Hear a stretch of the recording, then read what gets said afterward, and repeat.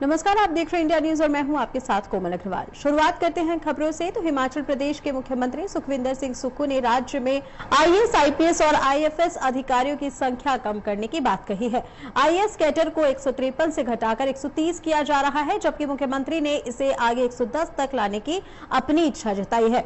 IPS cadre में भी कटौती होगी। वहीं आईएफएस कैडर पहले ही 117 से घटकर 83 किया जा चुका है। सरकार का अनुमान है कि इस कदम से करीब 100 से 150 करोड़ रुपए के राजस्व खर्च की बचत होगी। सुक्खू ने कहा कि 8000 करोड़ रुपए के राजस्व घाटा अनुदान के बंद होने के बाद राज्य को आत्मनिर्भर बनाने के लिए कड़े फैसले जरूरी है। उन्होंने कहा कि राजनीतिक आलोचना का चुनावी दबाव के बावजूद राज्य हित में फैसले लिए जाएंगे।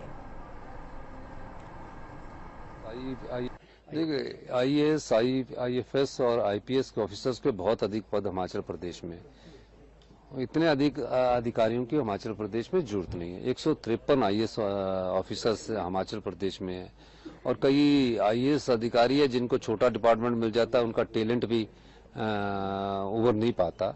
तो हमने आईएएस के कैडर को 153 से 130 करने की कोशिश की है। मेरा तो विचार 110 करने का है, लेकिन पहले स्टेज पर 130 करना है। आईपीएस ऑफिसर का कैडर भी कम करना है और आईएफएस ऑफिसर का कैडर जो है, जो 117 से 83 कर दिया है, उस दृष्टिकोण से हमने कैडर को स्ट्रेंथ को कम किया है और तकरीबन 100-150 करोड़ रुपए का हमें सरकार का जो रेवेन्यू एक्सपेंडिचर होता है उसमें कमी आएगी। इसमें सर आपकी आलोचना भी की जा रही है कि बिना ऑफिसर नहीं होंगे तो काम नहीं चलेगा, किस तरह से आप? नहीं, देखिए, ऑफिसर ज्यादा है, अफसर है, ऐसा कौन कहता है कि अफसर नहीं है?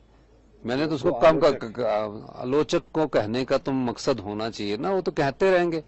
अब आलोचना से तो नहीं घबराना पड़ता ना, आलोचना और नारों से तो वो संघर्ष करके हम यहाँ तक पहुंचे हैं। तो इसलिए हम ये चाहते हैं कि जो सही है, हमें जरूरत 110 की है तो 110 चाहिए, वैसे 130 किया है। हमें आईएफएस ऑफिसर, इतने फॉरेस्ट ऑफिसर्स नहीं चाहिए। जंगल बचाने हैं, जंगल लगाने हैं, पर्यावरण बचाने के लिए तो ये चाहिए। उसी तरह आईपीएस ऑफिसर के भी ऑफिसर नहीं है, फिर लीव रिजर्व, फिर ये हेडक्वार्टर्स में रहते हैं, फिर इन ऑफिसर्स का फायदा क्या होगा? तो इस दृष्टिकोण से देखिए, व्यवस्था परिवर्तन के दौर में क्या हम सरकार आत्मनिर्भरता की ओर एक कदम है? देखिए, व्यवस्था परिवर्तन से आत्मनिर्भर होता हिमाचल इस बात को इंगित करता है कि हिमाचल प्रदेश को 1952 से मिलने वाली आरडीजी 8000 करोड़ रुपया बंद कर दी गई। किसी की एक महीने की पे से 30-40 हजार रुपया निकाल दिया जाए 1 लाख रुपए में से, तो वो कैसे व्यवस्था कर चलाएगा? एक आरडीजी बंद होगी 1952 से, 70 साल बाद ये अधिकार ले लिया गया। फिर भी हिमाचल प्रदेश को अपने पांव पर खड़ा होने के दृष्टिकोण से हम लड़ रहे हैं और उसमें हम सफलता प्राप्त कर रहे हैं। कुछ फैसले कड़वे होते हैं लेकिन प्रदेश हित में होते हैं, कड़वे फैसले लेने पड़ते हैं। उसमें राजनीति नहीं देखनी पड़ती कि चुनावों में इसका ये असर होगा। वो फैसले लेकर प्रदेश को आत्मनिर्भर